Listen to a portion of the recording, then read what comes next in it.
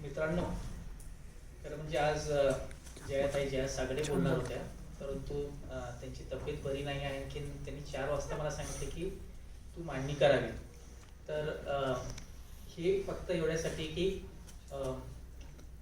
थोडंसं काही चुकलं तर तुम्ही माफ करा. मेधाताई इथे आहेत. आणखीन खरं म्हणजे आज मी श्रोत्यामध्ये होतो ऐकायला, परंतु आज आता इकडे बोलण्यासाठी स्टेजवरती आहे. या विषयावरती आपण जेव्हा किसान बाग इथे आंदोलन केलं होतं, धरणे दिले होते, त्यावेळेस मी थोडंसं बोललो होतो. आणि त्यांची तो मुद्दा असा मांडला होता की ही जी पूर्ण कायदा बनवण्याची प्रक्रिया आहे, ही सगळी प्रक्रिया डावलून हा कायदा बनवण्यात आला. म्हणजे लॉकडाऊन होतं आणि लॉकडाऊन असताना अध्यादेश काढले. आता संविधानामध्ये अध्यादेश केव्हा काढले जातात, तेव्हा खूप निकट असते, खूप गरज असते, इमर्जन्सी असते. पार्लमेंटला पुन्हा बोलवणं आता आपल्याला शक्य नाहीये, म्हणून एक अध्यादेश काढावा. अध्यादेश म्हणजेच पार्लमेंटच्या कायद्यासारखा, परंतु 6 महिन्यामध्ये त्याला पार्लमेंट कडून त्याचा कायदा तुम्ही पारित करून घ्या. तर हा अध्यादेश 3 कायद्यांचा काढला. तो ऑर्डिनन्स नंतर मग पार्लमेंट जेव्हा सेशन आलं, त्याच्यामध्ये लोकसभेमध्ये बहुमत होतं तर तिथे पारित झालं. राज्यसभेमध्ये जेव्हा हा चर्चेला आला तेव्हा सत्ताधारी पक्षाकडे त्यावेळेस राज्यसभेमध्ये बहुमत नव्हतं, म्हणजे बसलेल्या लोकांपैकी प्रेझेंट अँड वोटिंग इतक्या लोकांनी मतदान करायचं. आणि हे असताना तेव्हा जे उपसभापती होते, त्यांनी व्हाईस चेअर राज्यसभेची, त्यांनी सांगितले की आपण आता मतदानाला घेतोय, आणखीन बाय व्हॉइस वोट, आवाजी मतदान, ते आपण पारित करू. आता आवाजी मतदान मध्ये कसं आहे की ज्यांना हो म्हणायचं तर हो म्हणा, ज्यांना नाही म्हणायचं नाही म्हणा, आईज अँड नोज झाले की संपलं. आता हे मान्य होतं, परंतु एखादा जरी मेंबर खासदार असं म्हणाला की आय वॉन्ट डिव्हिजन, म्हणजे मतदान व्हायला पाहिजे, आपण आता बॅलेट किंवा आपण बटन दाबून करू, तर राज्यसभेचे रूल्स असे म्हणतात की तुम्हाला आवाजी मतदानावरती ते बिल पास करता येत नाही. तेव्हा तिथे असणाऱ्या अनेक खासदारांनी सांगितले की आम्हाला डिव्हिजन पाहिजे, आणि तिथे राज्यसभेत पास झालं नसतं. ते मान्य केलं. उत्तर काय दिलं की तुम्ही डिव्हिजन पाहिजे मान्यता मागत असताना तुम्ही सीटवरती नव्हता, तुम्ही त्या वेलमध्ये येऊन बोलत होता, पण बाकीचे जे लोक मागत होते सीटवरती होते ते. आता हा सगळा भाग आपण फक्त एवढा सांगतो की किती गोष्टी आहेत की हा कायदा झाला पारित. 27 सप्टेंबर राष्ट्रपतींनी त्याची सही केली, आणि त्याच्यानंतर हा कायदा लागू केव्हा झाला तर 5 जून पासून. हा कुठे म्हणतो, कायदाच असा म्हणतो इथे की it shall deem to have been come to force on 5th day of the June 2020. म्हणजे 5 जून पासून तो आता लागू झालाय असं आपण गृहीत धरू. केव्हा तो 27 सप्टेंबरला कायदा पारित केव्हा झालाय, 27 सप्टेंबरला पार्लमेंट मध्ये चर्चा सांगतोय आपण, आणि कायदा काय म्हणतोय 5 जूनला.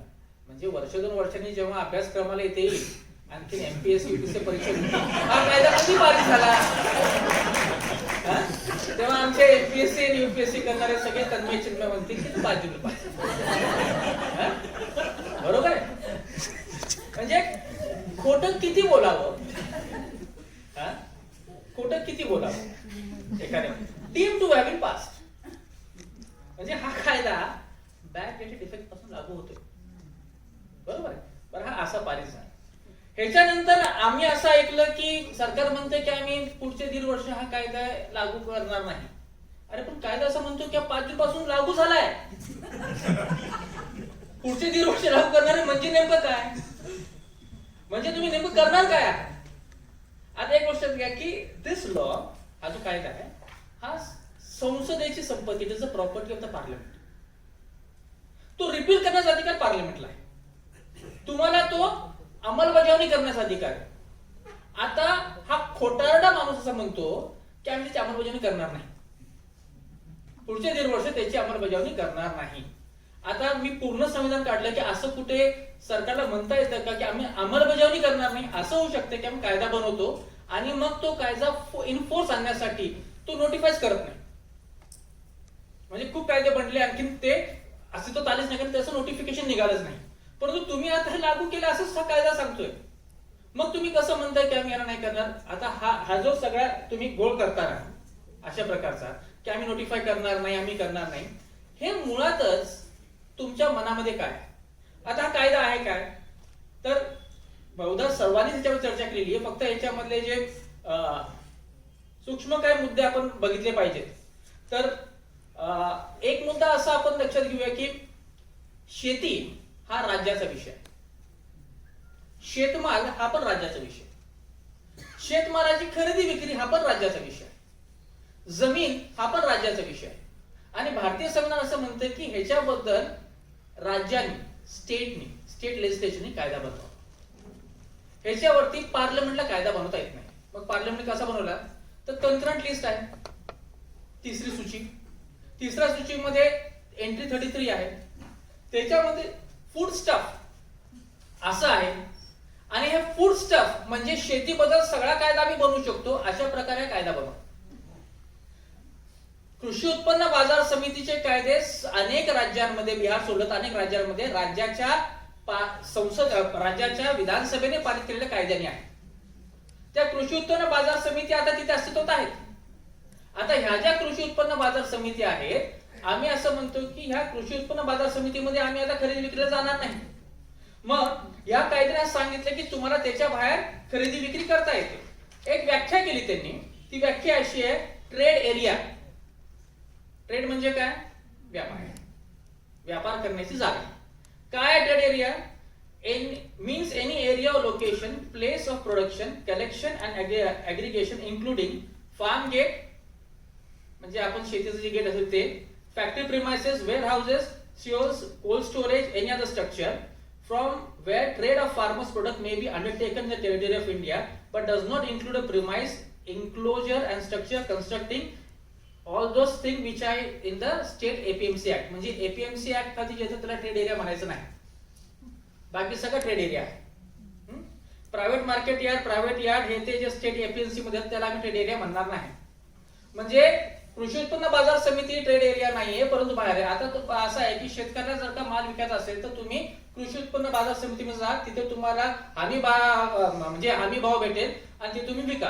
परंतु बाहेर जो आहे तो रिलायन्स आहे, अदानी आहे, तो म्हणतो की मी तुझा भाव माल विकत घे. आणि आपल्याला माहिती आहे की आपल्याला फुकटामध्ये रिलायन्सचे जेव्हा सिम कार्ड वाटले तेव्हा आपण सर्वांना आपले आधार कार्ड नंबर आणि हाताची अंगठी देऊन टाकले त्यांना, बरोबर ना.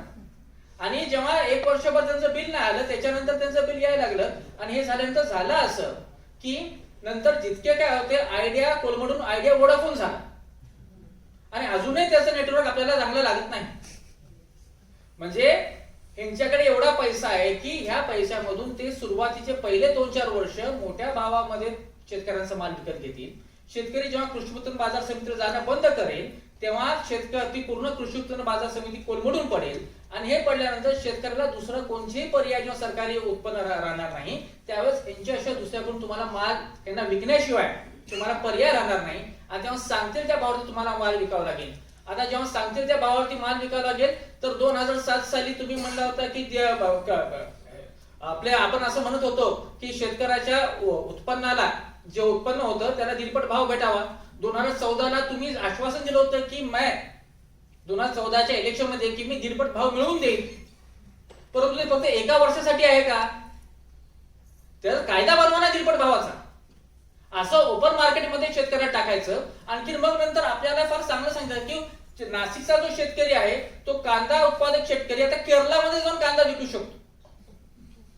म्हणजे हे सगळं बरोबर आहे, असं होणार आहे का? नाही. मग काय होणार की असे प्रायव्हेट मार्केटमध्ये दलाले येतील, ते पडक्या भावामध्ये तुमच्याकडून भाव विकत घेतील.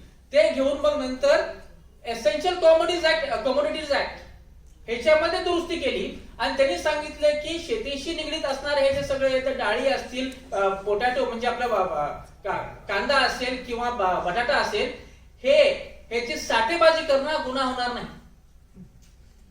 म्हणजे पडक्या भावामध्ये सगळं विकत घेतलं जाईल आणि जेव्हा उत्पादन कमी होईल तेव्हा मोठ्या भावामध्ये मार्केटमध्ये आणलं जाईल.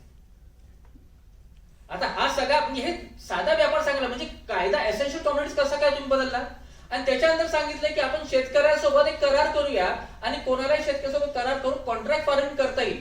मग त्याचा दर तुम्ही पहिले ठरवणार.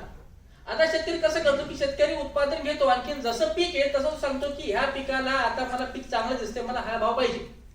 नाही, तुम्ही पहिले ठरवा. आणि पहिले ठरवल्यानंतर तो जो कॉन्ट्रॅक्ट आहे, आता ह्या सगळ्या गोष्टीमध्ये तुम्हाला सिव्हिल कोर्टामध्ये जाता येणार नाही. कुठे जायचं? तहसील कार्यालय, कलेक्टर ऑफिसमध्ये. एसडीएम कडे तुम्ही जाणार, एसडीएम मधून अपील जी आहे पुढे जॉईंट सेक्रेटरी कडे होणार. आणखी सांगितलं की सिव्हिल कोर्टामध्ये ते तुम्हाला घेऊन जाता येणार नाही, म्हणजे कोर्टापुढे तुम्ही जायचं, कोर्टापुढे जायचं नाही. तो मागेल त्या भावाला आपण आपला माल विकायचा. आणखी जर का आपण माल विकण्यापूर्वी करार केला असेल तर मग आपण ज्या भावावर केला त्या भावाला, म्हणजे आता तुम्ही असं म्हणते बाजारामध्ये कांद्याचा भाव चांगला आहे, मी 10 रुपयाने तुला विकला होता, पण 100 रुपये आहे, मग मी 100 रुपये विकेल नाही, तू माझ्याशी करार केला पाहिजे.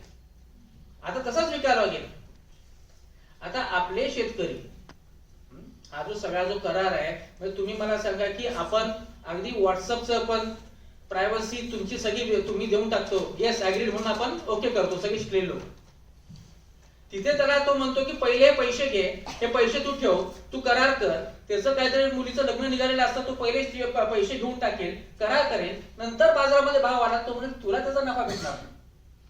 नफा कोणाला भेटेल? व्यापारी. आता एक लक्षात घ्या की भारत ही खूप मोठी बाजारपेठ आहे आणि ह्या बाजारपेठेवरती दोन गोष्टींकडे अदानी अंबानी आणि भांडवलदारांचं लक्ष आहे. एक आहे शिक्षण, कारण की आपण खूप मोठी ह्युमन रिसोर्स आहोत. दुसरं आहे ऍग्रिकल्चर, जितके जास्त लोक तितके जास्त खाण्याचं प्रमाण जास्त, म्हणून फूड प्रोडक्ट्स ही जी मार्केट, म्हणजे पूर्ण लॉकडाऊन मध्ये सर्वात जास्त फायदा कोणी केला असेल तर किराणा व्यापार दुकान, बरोबर ना? तेच, कारण की हे लागणार होतं, हे थांबू शकत नाही. आता ही जी मोठी बाजारपेठ आहे, ह्या बाजारपेठेमधून सरकार नावाचं पूर्ण प्रकरण काढायचं आणि मार्केट मध्ये कंपनी फक्त आणायची. एक लक्षात घ्या की जेव्हा शहाजहानने इंग्रजांना वखार खोलण्यासाठीची परवानगी दिली होती तेव्हा मोगल साम्राज्य हे अगदी त्याच्या सर्वोच्च शिखरावरती होतं. परंतु 300 वर्षानंतर काय झालं हे नवीन तुम्हाला सांगायला नको, कमीत कमी गांधीजींच्या स्मृतिदिनानिमित्त कोणाला सांगायला नको. आणि म्हणून पुन्हा ह्या सामान्य लोकांना घेऊन गांधीजींना लढा उभा करावा लागला. म्हणजे आमचा मुळातच स्वातंत्र्य संग्राम हा आर्थिक शोषण कसं इंग्रज करत आहेत, हे ईस्ट इंडिया कंपनीच्या धोरणापासून ते इकडचं इंग्रज सरकार आमचं कसं वसाहत म्हणून करतंय, या संघर्षामधून स्वातंत्र्य संग्रामाची सुरुवात आहे आमची. हे आर्थिक प्रश्न म्हणून झाले. आजही जर का तुम्ही काही मुठभर कंपनीसाठी सगळे आमची बाजारपेठ मोकळी करून देणार असाल तर आम्ही फक्त आणि फक्त प्रोडक्ट आणि कंझ्युमर राहतो, आमची मालकीच आहे. आणि ह्याच्या विरुद्ध हा शेतकरी लढतोय. म्हणजे हे म्हणत आहेत की शेतकऱ्यांना कायदा कळत नाही. आमचंही म्हणणं बरोबर की शेतकऱ्यांना कायदा कळत नाही. सगळ्यांना कळालं असतं तर तुम्हाला फिरू दिलं नसतं. फक्त 3 राज्याच्या शेतकऱ्यांना कळायला आतापर्यंत, बाकीच्यांना कळलं नाही अजून तो. आणि त्या शेतकऱ्यांना समजून सांगण्याचं काम आपलं आहे, बरोबर. म्हणून अशा प्रकारे कायदा बनवणं म्हणजे 370च्या वेळेस मिश्किलपणे एखादा असा अर्थ लावणं. म्हणजे तुम्हाला माहिती की 370 संदर्भामध्ये की तो जो गव्हर्नर आहे, म्हणजे विधानसभा तिकडची बरखास्त केली, 6 महिन्याहून जास्त त्याला पुन्हा एक्सटेन्शन बरखास्त केली आणि त्या गव्हर्नरनी विधानसभेच्या वतीने असा संमतीपत्र दिलं की 370 कुड बी रिपील्ड. 370 कलम ज्याने रिपील नाही तर ॲब्रोगेशन करता येतं, बरोबर. आता एक लक्षात आहे की हा जो गव्हर्नर होता ना काश्मीर मधला, तो तिथे कोणत्या कायद्याखाली बसला होता? तो तिथे भारतीय संविधानाखाली बसला नव्हता. काश्मीरचं जे कॉन्स्टिट्यूशन आहे त्याच्यामध्ये त्याला अधिकार होता, त्याच्या खाली तो बसला होता. आणि तो असं म्हणतो की ज्या कायद्याखाली तो बसलाय तो गव्हर्नर असं म्हणत होता की आता हे काश्मीरचं कॉन्स्टिट्यूशन लागू करायला नको, बरोबर. हे काश्मीरचं कॉन्स्टिट्यूशन लागू करायला नको, ह्याला अधिकार आहे करण्याचा. बरं, आपण गेलो सुप्रीम कोर्टात, 3 वर्ष झाली काही होत नाही, 2 वर्ष झाली काही होत नाही. लोकांना डांबून ठेवलंय, इंटरनेट बंद केलंय. म्हणजे प्रताप मेहतांचा दुसऱ्या दिवशी लेख आला होता, तो म्हणाला की you want to take India to Kashmir but we have a fear that Kashmir will come to India. तुम्हाला वाटतं की आपण भारत काश्मीर घेऊन जाऊ, पण काश्मीरचा भारत होऊ नये, भारताचा काश्मीर होऊ नये. आज भारतात ते आज तुम्ही बघा पूर्ण हरियाणामध्ये इंटरनेट बंद आहे, मुझफ्फरनगर सगळे इंटरनेट बंद आहे. तुम्हाला स्वतःला बोलण्याची भीती वाटत आहे. जे लोक आंदोलन करतात त्यांच्यावरती देशद्रोहाचे खटले टाकण्यात आले. 26 जानेवारीला कोणीतरी काय केलं, आणखी जे लोक त्याच्यावर तिथे नव्हते त्यांच्यावरती खटले दाखल केले. हे सगळं काश्मीरमध्ये मागील 70 वर्ष होत होतं. हे सगळं काश्मीरमध्ये 70 वर्ष होत होतं, ते सगळं आता ते भारतामध्ये करतात, ते पूर्ण देशामध्ये करतात. आणि म्हणून ज्यावेळेस आपण काश्मीरच्या वेळेस गप्प बसलो, ज्यावेळेस आपण मुसलमानांवरती सीएच्या वेळेस गप बसलो त्यावेळेस ते लक्षात आलं नाही की पुढच्या वर्षी आपला पण नंबर लागणार. 1 वर्ष झालं आपण सीएचं आंदोलन चालू होतं. बहुधा असं रिपीट टेलिकास्ट झाल्यासारखं होतं की आंदोलन करणाऱ्यावरती दगड फेकायला लोक येतात, आणखीन मग नंतर पोलीस बघत राहते आणि त्याच्यानंतर ज्यांनी मार खाल्ला त्यांच्यावरतीच खटले दाखल होतात. वर्षभरानंतर काय सिंगूरमध्ये तेच दिसतं आम्हाला. येतात, दगड मारतात, आणखीन ज्या लोकांनी मार खाल्लाय त्याच लोकांवरती आता तुम्ही आज दोषी आहात म्हणून सांगण्यात येतं. म्हणजे हे सगळं दंगली घडवून आणायच्या, दंगली घडवून आणून मग पुन्हा जे लोक विक्टिम आहेत त्यांनाच आरोपी करायचं आणि ही स्ट्रॅटेजी कंटिन्यू वापरली जाते. त्यावेळेस आपण मुस्लिम महिलांच्या बद्दल गप होतो, त्यावेळेस मुस्लिम पुरुषांच्या संदर्भात गप बसलो होतो आपण, म्हणजे हा देश गप बसला होता. आता शेतकऱ्यांवरती आला. पण एक लक्षात घ्या की दलित तुमच्या बाजूने नाहीत, मुस्लिम तुमच्या बाजूने नाहीत. जो बहुतांशी शेतकरी समाज आहे, ज्या समाजातून तुम्हाला मुझफ्फरनगरच्या दंगलीनंतर उत्तर प्रदेश एवढं बहुमत भेटलं, तो आता तुमच्या बाजूने निघालाय, तुमच्या खालतून खसकायला लागलाय. जर का तो जरी निघाला तर मग नंतर फक्त शहरी मध्यम वर्गच, जुना पक्ष आपला होता ना दियाबातीवाला जनसंघ, 2 खासदार, इतका येऊन थांबेल. कारण की शहरी मध्यम वर्गामध्ये त्यांना काही फरक पडत नाही. हा जो शेतकरी आहे तो तुमच्या बाजूने निघाला तर राहणार कोण आहे? आणि म्हणून मग आता म्हणतात की तुम्ही चर्चा करायला पुन्हा तयार आहात. आम्ही चर्चा करण्यासाठी पुन्हा तयार आहोत. असं म्हणजे मला राजकारणाचं काहीतरी हे गेलं नाही. जर का राजकारण माझ्या घरामध्ये येत असेल तर मला राजकारणाबद्दल बोललं पाहिजे. म्हणजे हा जो एक भाग आहे ना की आमच्या सगळ्यांचा मध्यम वर्गांचा की मला राजकारणाबद्दल काही नको, मी त्याच्याबद्दल बोलणार नाही, मी हे बोलणार नाही. आणि मग फक्त मग अर्थ सांगून चालत नाही ना एखाद्या तरतुदीचा, तुम्हाला त्याचं राजकारण ते पण सांगावं लागतं. आणि राजकारण आमच्या घरामध्ये शिरत आहे, हे आमच्या जीवावरती उठलेलं आहे. आपल्या डोळ्यासमोर जर का लोकांना कुत्र्यासारखं मारत असतील आणि कार्यकर्ते डांबून ठेवत असतील तर आपण शांत बसू शकत नाही. राम मनोहर लोहिया म्हणायचे की सड़कें अगर सुनी हो गई, खाली हो गई तो संसद आवारा हो जाएगी. लोहिया म्हणायचे की आवारा हो जाएगी, काही करू शकते ते. म्हणून आंदोलनाची भीती ही कार्यपालिकेला, आंदोलनाची भीती ही पार्लमेंटला असणं गरजेचं आहे. आणि म्हणून हे जे आंदोलन आहे या आंदोलनात समर्थन करण्यासाठी आपण इथे आज उभे आहोत. हा जो लढा आहे याच्यासाठी आपण समर्थन करण्यासाठी आज उभे आहोत. कारण की हा लढा मुळातच आपल्या इकडच्या पार्लमेंटला वटणीवरती आणण्याचं काम करेल.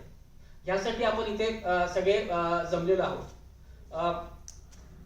या आंदोलनाचं फलित काय, तर आपल्याला असं लक्षात येईल की कष्टकरी लोक, घाम गाळणारे लोक हे आपल्या अधिकारांसाठी इतका काळ 60 दिवस जास्त दिवस मोठ्या संख्येने येऊन उभे राहतात, लढतायत. आणि तुम्ही त्याला किती भूलतापा द्या तरीही ते त्याला बळी पडत नाही. मला वाटतं या दशकातलं सर्वात मोठं आंदोलन, या 2 दशकांमध्ये सर्वात मोठं आंदोलन हे आहे. आणि हे करत असताना आपण काय करतो ह्याची पूर्ण समज असणारे आंदोलन आहे. ह्याची पूर्ण समज असणारे आंदोलन आहे. तुम्ही किती म्हणा हे खलिस्तानी आहेत, तुम्ही किती म्हणा की हे लोक बघितलेले आहेत हे, परंतु गावाचे गावं उठून जर का बाहेर येत असतील आणि जेव्हा शेतकरी हा आंदोलनामध्ये झेंडा घेऊन बाहेर येतो ना त्यावेळेस व्यवस्था बदलते. तर हे व्यवस्था बदलणारं आंदोलन असेल असे आपण अपेक्षा करूया. आपण शांतपणे मला ऐकून घेतलं त्याबद्दल आपल्या सर्वांचे आभार मानतो. धन्यवाद.